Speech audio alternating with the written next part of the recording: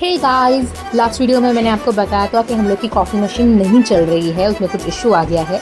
तो technician finally आज आके उसने पार्ट ठीक कर भी आया, बट स्टिल सोल्यूशन बना नहीं, we still have to wait.